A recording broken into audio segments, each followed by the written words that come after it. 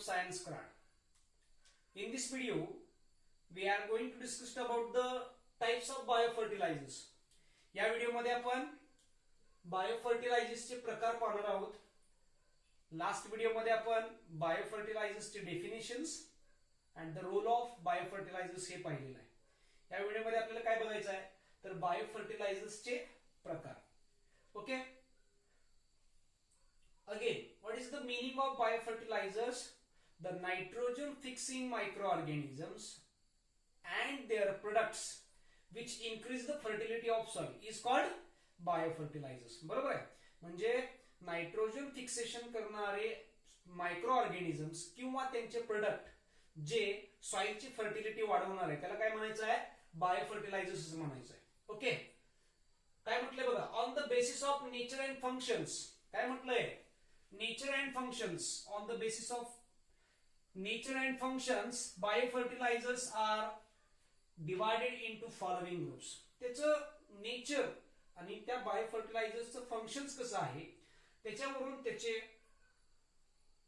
5 types पडतात, 5 प्रकार पडतात. ओके, बघा, नेचर अँड फंक्शन्स वरून बायोफर्टिलायझर्सचे किती प्रकार पडतात, 5 प्रकार पडतात. Okay, so on the basis of nature and functions biofertilizers are divided into 5 types. First one is the nitrogen fixing biofertilizers.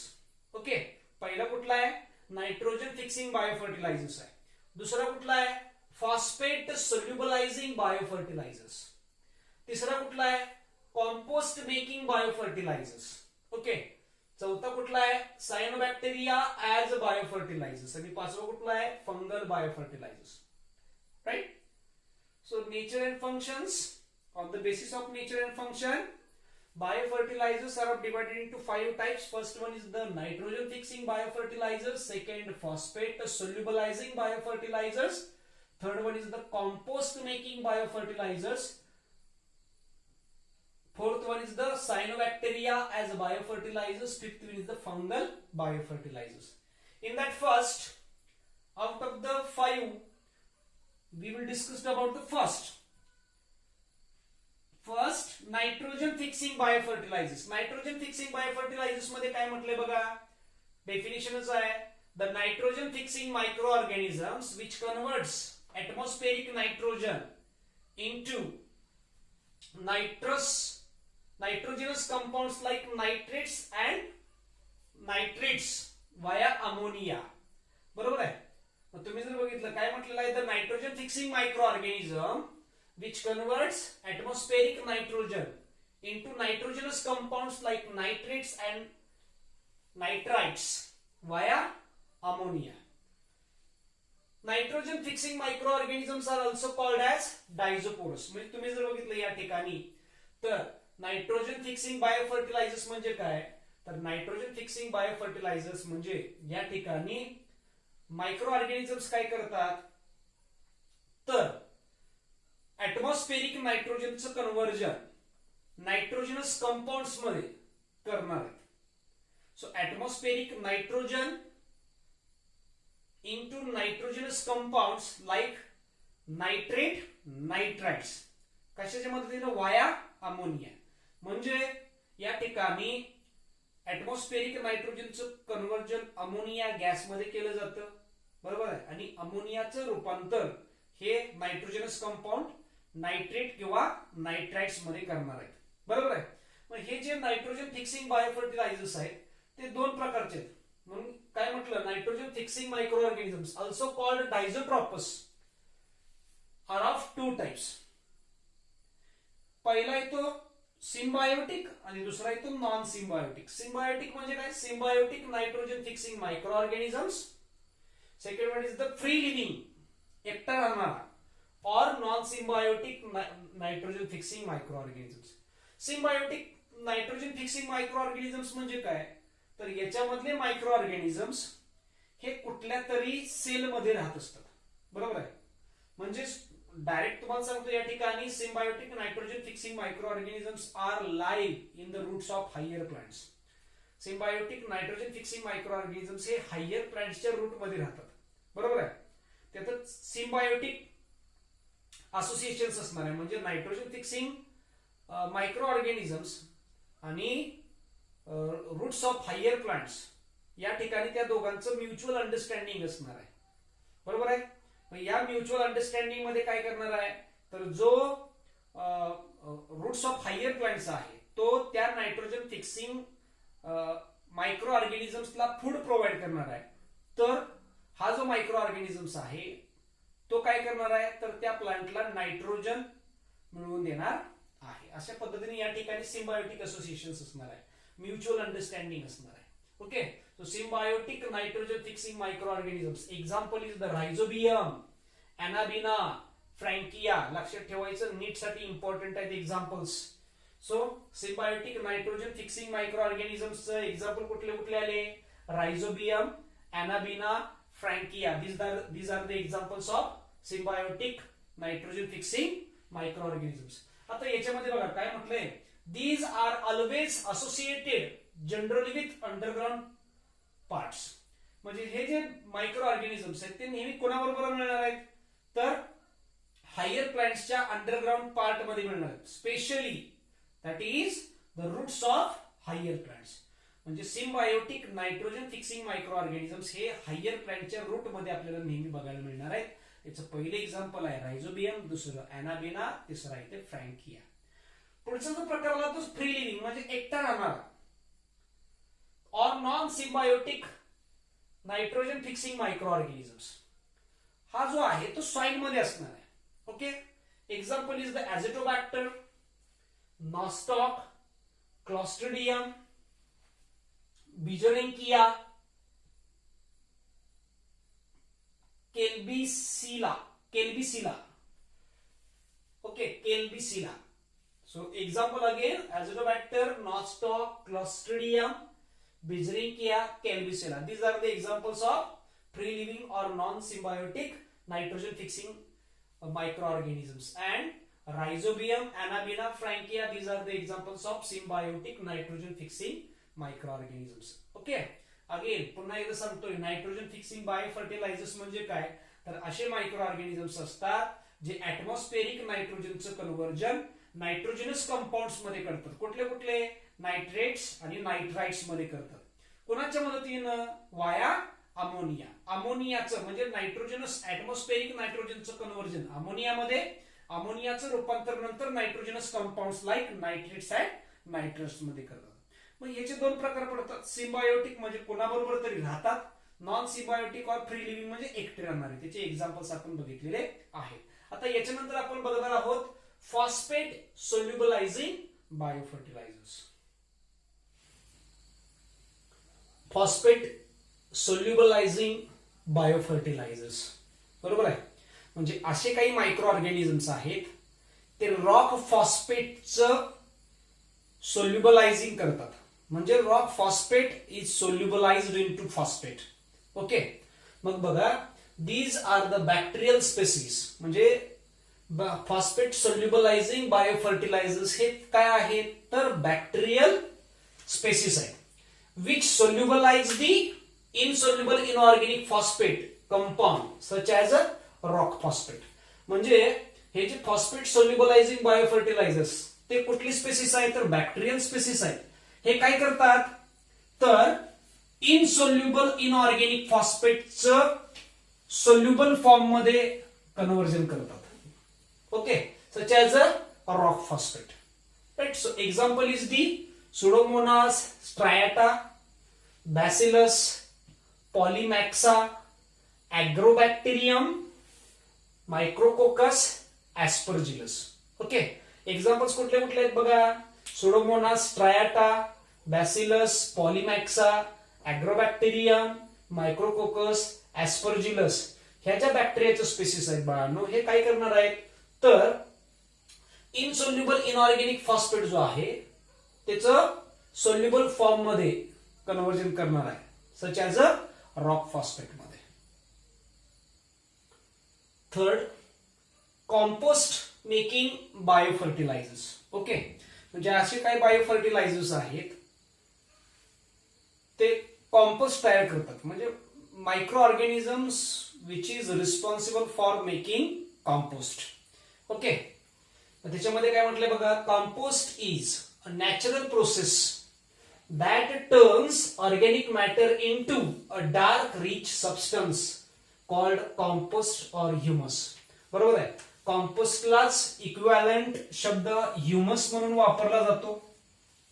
मग कंपोस्ट किंवा ह्युमस म्हणजे काय, तर ऑर्गॅनिक मॅटर नॅचरल प्रोसेस आहे. कंपोस्ट किंवा ह्युमस तयार करण्याची नॅचरल प्रोसेस आहे. या कंपोस्ट आणि ह्युमस ही नॅचरल प्रोसेस कसं तयार होणार आहे, तर ऑर्गॅनिक मॅटरचं कन्व्हर्जन हे डार्क रिच सबस्टन्स मध्ये केलं जातं. Okay, so compost is a natural process that turns organic matter into a dark rich substance called compost or humus. Next, the composting process is dependent on microorganisms to break down organic matter into compost. एकदम साधं simple statement आहे. Composting process ही dependent आहे कशावरती, micro organisms वरती, जे micro organisms organic मॅटरचं breakdown compost मध्ये करणार आहेत, डार्क रिच सबस्टन्स मध्ये करणार आहेत. So there are many types of micro organisms found in active compost. जे ऍक्टिव्ह कंपोस्ट आहे म्हणजे ज्याच्यामध्ये कंपोस्टिंगची प्रोसेस चालू आहे त्याच्यामध्ये अनेक ऍक्टिव्ह मायक्रो ऑर्गॅनिझम सापडतात. सच ॲज बॅक्टेरिया, बॅक्टेरिया बघायला मिळतात, फंजाय, ऍक्टिनोबॅक्टेरिया, प्रोटोझोआ, रोटिफेर्स. ओके, म्हणजे ऍक्टिव्ह जे कंपोस्टिंग आहे त्याच्यामध्ये आपल्याला बॅक्टेरिया बघायला मिळतात, फंजाय बघायला मिळतात, ऍक्टिनोबॅक्टेरिया बघायला मिळतात, प्रोटोझोआ बघायला मिळतात अँड रोटिफर्स बघायला मिळणार आहेत. Fourth types of bacterial biofertilizers is cyanobacterial biofertilizers. Okay, fourth types of biofertilizers is cyanobacterial biofertilizers. Okay, आता आपल्याला समजायला पाहिजे सायनोबॅक्टेरिया म्हणजे काय. बघा, cyanobacteria are prokaryotic autotrophic organisms. बरोबर आहे. हा जो सायनोबॅक्टेरिया आहे तो प्रोकॅरियोटिक आहे, बरोबर आहे, आणि ऑटोट्रॉफिक ऑर्गॅनिझम्स आहे. आता तुम्हाला माहित आहे प्रोकॅरियोटिक आणि ऑटोट्रॉफिक. ऑटोट्रॉफिक म्हणजे काय, they synthesize its own food material, बरोबर आहे, आणि त्याचं बॉडी ऑर्गनायझेशन काय आहे, prokaryotic. Next, they are widely distributed in aquatic and terrestrial habitat. म्हणजे हे जे सायनोबॅक्टेरिया आहे ते आपल्याला पाण्यामध्ये सुद्धा बघायला मिळतात आणि जमिनीवरती सुद्धा बघायला मिळणार आहेत. They lives free in water and moist soil. म्हणजे हे जे आहेत ते फ्रीली वॉटरमध्ये असणार आहेत आणि ओलसर मातीमध्ये असलेले आपल्याला पाहायला मिळणार आहेत. Next, these are multicellular filamentous forms with specialized cell called heterocyst. म्हणजे तुम्ही जर बघितलं तर सायनोबॅक्टेरिया आपल्याला कशामध्ये बघायला मिळणार आहेत, तर फिलामेंटस फॉर्म मध्ये बघायला मिळणार आहे. बरोबर आहे, फिलामेंटस फॉर्म मध्ये बघायला मिळणार आहे. मल्टीसेल्युलर सेल आहे, अनेक सेल्स काय असणार आहेत, एकमेकांना जोडले जाणार आहेत आणि फिलामेंटस फॉर्म मध्ये बघायला मिळणार आहेत. आणि ह्याच्यामध्ये एक स्पेशलाइज्ड सेल असणार आहे ती म्हणजे हेटेरोसिस्ट. बरोबर आहे. मग Heterocysts are thick-walled, pale yellow-colored, large vegetative cells which are called site for nitrogen fixations. तुम्ही जर बघितलं अनेक सेल्स एकमेकांना जोडल्या जाणार आहेत आणि फिलामेंटस फॉर्म्स तयार होणार आहे. बरोबर आहे. त्या फिलामेंटस फॉर्म्स मध्ये एक स्पेशलाइज्ड सेल्स असणार आहे, त्याला हेटेरोसिस्ट असं म्हटलं जातं. ती हेटेरोसिस्ट कशी ओळखायची, तर आकाराने मोठी असणार आहे, त्याची जी सेल वॉल आहे ती थिक असणार आहे, पेल येलो कलर असणार आहे आणि त्या येलो कलरच्या सेल्स मध्ये काय असणार आहे, नायट्रोजन फिक्सेशनचं काम केलं जातं. म्हणून काय म्हटलंय, heterocysts are thick walled pale yellow coloured large vegetative cells which are called site for nitrogen fixations. Next, they produce nitrogenous enzymes which is required for reducing atmospheric nitrogen to ammonia. ही जी heterocyst नावाची जी sale आहे, बरोबर आहे, सायनोबॅक्टेरियाच्या filaments मध्ये, ती काय करणार आहे, तर नायट्रोजनस एन्झाइम्स तयार करणार आहे किंवा नायट्रोजनस एन्झाइम्स प्रोड्यूस करणार आहे. हे नायट्रोजनस एन्झाइम्स जे सायनोबॅक्टेरियाच्या हेटेरोसिस्टने प्रोड्यूस केलेले आहेत ती काय करणार आहेत, तर ऍटमॉस्फेरिक नायट्रोजनचं रिडक्शन करणार आहे अमोनियामध्ये. ओके, म्हणून म्हटलेलं आहे दे प्रोड्यूस नायट्रोजनस एन्झाइम्स. दे म्हणजे कोण, heterocyst. So heterocyst produce nitrogenous enzymes which is required for reducing atmospheric nitrogen to ammonia. म्हणजे हेटेरोसिस्ट नावाची जी सेल आहे ती काय तयार करणार आहे तर नायट्रोजनस एन्झाइम्स तयार करणार आहे. हे नायट्रोजनस एन्झाइम्स काय करतात तर ऍटमॉस्फेरिक नायट्रोजनचं कन्व्हर्जन अमोनियामध्ये करतात. एक्झाम्पल्स बघा, aulosira, nostoc, tolypothrix, anabaena, right. Again nostoc जवळ डबल झालं, nostoc, plectonema, oscillatoria. Examples NEET साठी महत्वाचे आहेत. कुठले एक्झाम्पल्स आहेत? Aulosira, nostoc, tolypothrix, anabaena, plectonema, oscillatoria. These are the examples of cyanobacteria. बरोबर आहे. हे जे जेवढे सगळे हे सायनोबॅक्टेरिया आहेत ते बायो फर्टिलायझर्सचं काम करतात. Next, anabaena, nostoc, tolypothrix associated with lichens. हे जे आहेत अॅनाबिना, नॉस्टॉक आणि टॉलिपॅट्रिक्स हे लायकेन्स बरोबर असतात. म्हणजे लायकेन्स मध्ये आणि ह्या तिघांमध्ये सिम्बायोटिक म्युच्युअल अंडरस्टँडिंग आहे. Next, anabaena is associated with plants like azolla and cycas. हा जो अॅनाबिना आहे तो लायकेन्स बरोबर सुद्धा बघायला मिळणार आहे किंवा अॅनाबिना जो आहे तो हायर प्लांट्स मध्ये सुद्धा बघायला मिळणार आहे. हायर प्लांट्सच्या रूट मध्ये सुद्धा बघायला मिळणार आहे. ते प्लांट्स कुठले तर ॲक्वेटिक प्लांट आहे ॲझोला. ॲक्वेटिक प्लांट्स ॲझोला आहे, त्या ॲझोलाच्या रूट मध्ये बघायला मिळणार आहे किंवा सायकसच्या रूट मध्ये बघायला मिळणार आहे. अशा पद्धतीनं सायनोबॅक्टेरिया हे बायो फर्टिलायझर्स म्हणून काम करणार आहे. कसं तर यांच्या रूट्स मध्ये ते नायट्रोजन फिक्सेशनचं काम करणार आहे. Okay. The fifth types of bio fertilisers is fungal bio fertilisers. बरोबर आहे. आता आपण पाहतोय 5व्या नंबरचा बायो फर्टिलायझर्स, तो म्हणजे कुठला आला? Fungal bio fertilizers. Fungal bio fertilizers it is also called as a mycorrhizae. त्याला काय म्हणायचं आहे? मायकोरायझी. तुम्हाला टेक्निकल टर्म्स मायकोरायझी असं विचारलं जाईल. व्हॉट इज मायकोरायझी त्यावेळेला लिहिता यायला पाहिजे. आता मायकोरायझी म्हणजे काय तर ज्या वेळेला फंजाय हे हायर प्लांटच्या रूट सोबत असतात. So when fungus growth with roots of higher plants is called mycorrhizae. म्हणजे ज्या वेळेला फंगस हे जे आहे ते हायर प्लांटच्या रूट बरोबर येणार आहे, हायर प्लांटच्या रूट सोबत असतं, त्याची ग्रोथ रूट सोबत होणार आहे. हायर प्लांटचे जे रूट आहे त्याच्या सोबत होणार आहे, त्याला काय म्हणायचं आहे? मायकोरायझी. मग या ठिकाणी म्हटलेलं आहे मायकोरायझी काय दिलेलं बघा, the fungus which forms symbiotic association. Symbiotic association with mutual understand, mutual association आहे या ठिकाणी. बरोबर आहे. म्हणजे रूट, हायर प्लांट्सचं रूट आणि फंगस हे एकत्र येतात. बरोबर आहे. मग हायर प्लांट्सचं रूट त्या फंगसला काय प्रोव्हाइड करणार आहे? फूड प्रोव्हाइड करणार आहे. समजतंय? विथ ते फंजाय त्या हायर प्लांटला काय प्रोव्हाइड करणार आहे तर तो एरिया ऑफ ऍब्सॉर्प्शन वाढवणार आहे. It increases the area of water absorption. म्हणजे फंगस त्या हायर प्लांटच्या रूटला जास्तीत जास्त पाणी मिळवून देणार आहे, तर ते हायर प्लांटचं रूट हे त्या फंगसला काय देणार आहे? फूड मटेरियल प्रोव्हाइड करणार आहे. अशा पद्धतीने ती दोघं एकत्र म्युच्युअल एकत्र आलेले असतात. त्याला काय म्हणायचं आहे? Symbiotic. So the fungus which form symbiotic association with the roots of higher plants is called mycorrhizae. त्याला काय म्हणायचं आहे? मायकोरायझी असं म्हणायचं आहे. समजलं का? पुन्हा एकदा मराठीमध्ये सांगतोय, ज्या वेळेला फंगस हायर प्लांट्सच्या रूट सोबत येतात त्याला काय म्हणायचं आहे? मायकोरायझी. आणि त्या दोघांमध्ये कुठलं असोसिएशन असणार आहे? सिम्बायोटिक असोसिएशन, ज्याला आपण म्हणणार आहे mutualisms. Okay. Types mycorrhiza are classified into 2 types. मायकोरायझाचे 2 प्रकार पडतात, ectomycorrhizae and endomycorrhizae. Ecto means outside, endo means inside. मग ज्या वेळेला फंगस ही रूट्स हायर प्लांटच्या रूटच्या बाहेरच्या बाजूला तयार होणार आहे त्यावेळेला त्याला म्हणायचं एक्टोमायकोरायझी.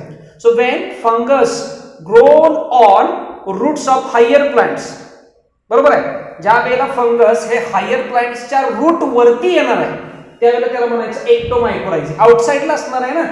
एंडोमायकोरायझी म्हणजे काय तर ज्या वेळेला फंगस हायर प्लांट्सच्या रूटच्या आतमध्ये येणार आहे, इनसाइड आतमध्ये तयार होणार आहे, त्याला म्हणायचं endomycorrhizae. Okay. So first one is the ectomycorrhizae. Ectomycorrhizae मध्ये आपण काय पाहणार आहोत बघा. एक्टोमायकोरायझी मध्ये काय म्हटलंय? The mycorrhizae which are present externally, definition आहे, The mycorrhizae which are present externally on root surface of seed bearing plants is called ectomycorrhizae. बरोबर आहे. The mycorrhizae which are present externally on roots of higher plants असं म्हटलं तरी चालेल. बरोबर आहे. So the mycorrhizae which are present externally on the roots of higher plants is called ectomycorrhizae. बरोबर आहे. पुढे काय म्हटलं बघा, the mycelium forms external sheath or mantle on outside of the root. म्हणजे जे हायर प्लांटचं रूट आहे त्या हायर प्लांटच्या रूट भोवती जो फंगस आहे ते पूर्णपणे एक मॅन्टल तयार करणार आहे, एक कार्पेट सारखं स्ट्रक्चर तयार करणार आहे किंवा पूर्णपणे जाळी तयार करणार आहे. या डायग्राम मध्ये तुम्ही जर बघितलं तर ही डायग्राम एक्टोमायकोरायझी जे आहे हे जे आहे ते हायर प्लांट्सचं रूट आहे. बरोबर आहे. आणि हायर प्लांटच्या रूटच्या भोवती पूर्णपणे फंगस मायसेलियम तयार झालेलं आहे. म्हणजे हायर प्लांटचं जे रूट आहे, जे रूट आहे त्या रूटला पूर्णपणे फंगसनं कव्हर केलेलं आहे. त्याच्या भोवती एक फंगल नेटवर्किंग तयार केलेलं आहे, मायसेलियम नेटवर्किंग तयार केलेलं आहे. म्हणून या ठिकाणी म्हटलंय the mycelium forms external sheath or mantle on outside of the roots. Next point, ectomycorrhizae increases the surface area on the root for absorption of water and minerals. या ठिकाणी बघा रूट्स आणि मायकोरायझी म्हणजे फंगल मॅन्टल, रूट आणि fungal mantle हे एकत्र काय येतात तर बघा मी तुम्हाला सांगितलेलं आहे रूट काय करणार आहे तर या फंगसला फूड मटेरियल प्रोव्हाइड करणार आहे. त्याच्या बदल्यात फंगल मॅन्टल काय करणार आहे तर रूटचा एरिया वाढवणार आहे ना, वॉटर ऍब्सॉर्प्शनचा. बरोबर आहे. म्हणजे हे जे फंगल मॅन्टल आहे ते या रूट बरोबर असताना काय काम करणार आहे तर हा फंगल मॅन्टल जास्तीत जास्त वॉटर आणि मिनरल ऍब्सॉर्प्शन करून देणार आहे. तर रूट हा त्याला फूड मटेरियल प्रोव्हाइड करणार आहे. त्यामुळे या ठिकाणी म्हटलेलं आहे एक्टोमायकोरायझी इन्क्रीजेस द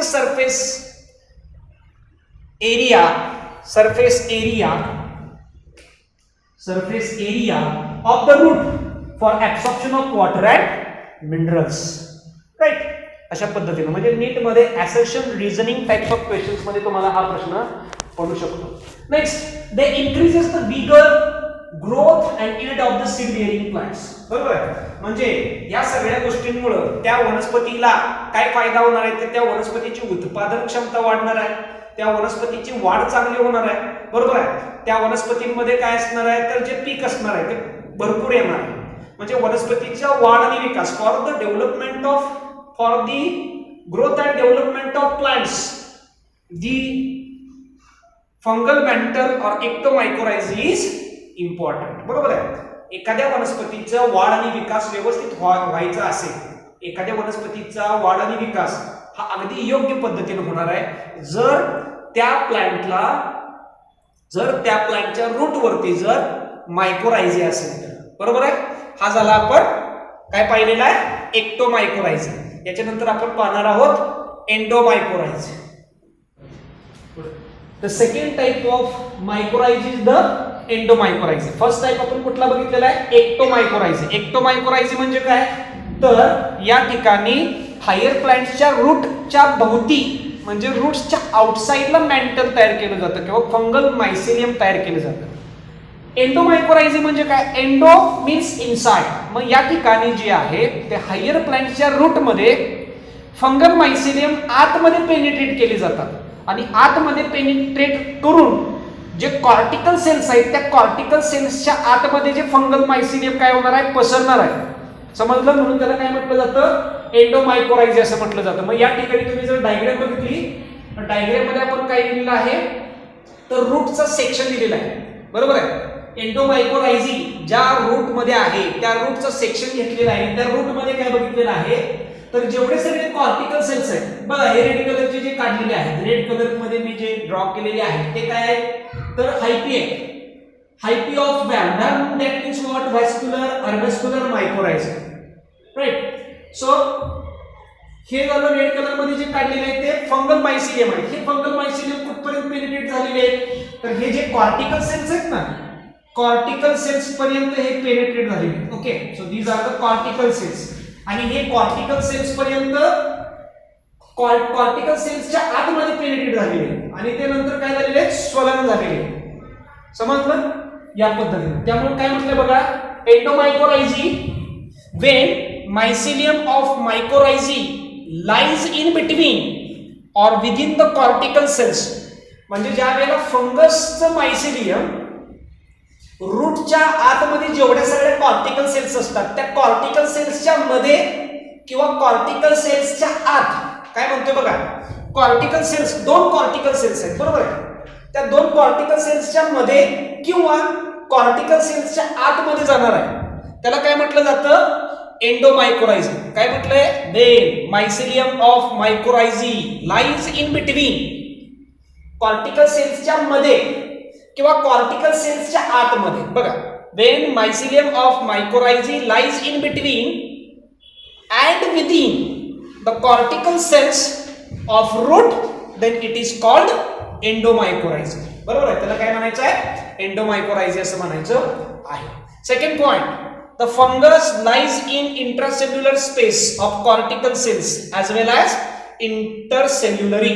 intracelluary म्हणजे काय होणार आहे, तर या ठिकाणी फंगस हे कॉर्टिकल सेल्स जेवढे आहेत त्या कॉर्टिकल सेल्स मध्ये जो इंट्रासेल्युलर स्पेस आहे बरोबर आहे, रूट मध्ये ज्या कॉर्टिकल सेल्स आहेत त्या कॉर्टिकल सेल्सच्या मध्ये जो गॅप आहे त्या गॅप मध्ये असतात फंगसचे मायसिलियम किंवा कॉर्टिकल सेल्सच्या आतमध्ये असणार आहे. म्हणून म्हटलेलं आहे fungus lies in intracellular space, sorry intercellular space of cortical cells as well as intracellular space. Right. Next बघा, हाच पॉइंट बघा पुन्हा, intercellular space of cortical cells as well as intracellularly. म्हणजे दोन कॉर्टिकल सेल्सच्या मध्ये किंवा अनेक कॉर्टिकल सेल्स आहेत त्या कॉर्टिकल सेल्स मध्ये जे गॅप आहे बरोबर आहे, आपण त्यांना इंट्रासेल्युलर स्पेस असं म्हणणार आहे. त्या इंट्रासेल्युलर स्पेसच्या आतमध्ये असतात किंवा कशामध्ये असणार आहेत, तर इंट्रासेल्युलरी त्या सेलच्या आतमध्ये असतात. Next, some fungal hyphae penetrate their tip into cortical cells of root. काही जे फंगल हायपी आहेत ते काय करतात, तर कॉर्टिकल सेल्सच्या आतमध्ये आपलं मायसिलियम पेनिट्रेट करतात. या डायग्राम मध्ये दाखवलेलं आहे मी या ठिकाणी बरोबर आहे. हा हायपी आहे, हा हायपी काय केलेलं, तर ह्या कॉर्टिकल सेल्स मध्ये, या कॉर्टिकल सेल्स मध्ये त्यानं आपलं हायपी पेनिट्रेट केलेली आहे. Right. These tip of hyphae passing into cortical cells produce swollen vesicles or finally branched masses are called arbuscular. Hence they are called vesicular arbuscular mycorrhizae. या ठिकाणी diagram मध्ये बघा, मी डायग्राम काढतो, ही कॉर्टिकल सेल्स आहे बरोबर आहे आणि अनेक कॉर्टिकल सेल्स. आता ही फंगल हायपी आहे, तिच्या जवळ आहे म्हणजे दोन सेल्सच्या गॅप मध्ये ही फंगल मायसिलियम हायपी काय करणार आहे, तर याचं जे एक मायसिलियम आहे ती प्रोड्यूस करणार आहे आणि या कॉर्टिकल सेल्सच्या आतमध्ये ती एंटर होणार आहे. आतमध्ये गेल्यानंतर ती काय होणार आहे, नंतर स्वलन होणार आहे. एक तर ती स्वलन होईल टिप बरोबर आहे, किंवा त्याचं काय तयार होणार आहे, ब्रांचेस तयार होणार आहेत. अशा पद्धतीने ब्रांचिंग होणार आहे. म्हणून याला काय म्हटलं जातं, it forms the vesicle structures. Right. म्हणून काय म्हणायचं या स्ट्रक्चर्सला, व्हॅसिक्युलर आर्बॅस्क्युलर मायकोरायझी. समजतंय का, कॉर्टिकल सेल आहे त्या कॉर्टिकल सेलच्या शेजारी जे फंगल मायसिलियम आहे ते काय करतं, तर एक मायसिलियम तयार करतं आणि ते कॉर्टिकल सेलच्या आतमध्ये पेनिट्रेट करतं आणि ते जे मायसिलियम आहे जे कॉर्टिकल सेलच्या आतमध्ये पेनिट्रेट झालेलं आहे ते त्याच्या आतमध्ये गेल्यानंतर एकतर ते टिप आहे मायसिलियमचं ते स्वलन होणार आहे किंवा ब्रांचिंग तयार करणार आहे. त्याला काय म्हणायचं, बेसिकल्स. म्हणून ह्या स्ट्रक्चर्सला काय म्हणायचं आहे, बेसिक्युलर आर्बॅस्क्युलर मायकोरायझी और व्हॅन. समजतंय, अगदी सोपं आहे, इझी आहे. Next, endomycorrhizae accelerate water absorptions. Endomycorrhizae काय करणार आहे, तर त्या समजा ते जे रूट आहे ते इनिशियल स्टेज मध्ये असताना जेवढं वॉटर ऍब्सॉर्ब करायचे, ज्या वेळेला त्याच्यामध्ये एंडोमायकोरायझी तयार होईल त्यावेळेला तो वॉटर ऍब्सॉर्प्शनचा जो रेट आहे तो वाढणार आहे. म्हणजे पहिल्यापेक्षा एंडोमायकोरायझी असेल तर ते वॉटर जास्त ऍब्सॉर्ब करणार आहे ते रूट समजलं, ज्या रूट मध्ये हे एंडोमायकोरायझी असणार आहे. त्यामुळे म्हटलेलं आहे एंडोमायकोरायझी ऍक्सेलरेट वॉटर ऍब्सॉर्प्शन्स. बरोबर आहे. म्हणजे एक पद्धतीने तुम्ही जर बघितलं तर या ठिकाणी हायर प्लांटच्या रूट मध्ये हे फंगस जे येतं ते चांगलं असणार आहे. So VAM, that is vascular arvascular mycorrhizae plant grows luxuriantly in less irrigated plants. म्हणजे ज्या जमिनीमध्ये खूप पाणी कमी आहे, ज्या जमिनीमध्ये पाणी कमी आहे त्या जमिनीवरती सुद्धा हे व्हॅस्क्युलर आर्व्हॅस्क्युलर मायकोरायझी असलेलं जे प्लांट आहे ते अगदी चांगल्या पद्धतीने येणार आहे. Okay. Next, they help in mineral uptake, that is phosphate. याच्या बरोबर water, it accelerate the water absorption. Water absorption ते फास्ट करणारच आहे, पण त्याच्या बरोबर मिनरल ऍब्सॉर्प्शनचं सुद्धा रेट वाढणार आहे. अशा पद्धतीने आपण या व्हिडिओ लेक्चर मध्ये काय बघितलेलं आहे तर टाइप्स ऑफ बायोफर्टिलायझर्स बघितलेले आहेत.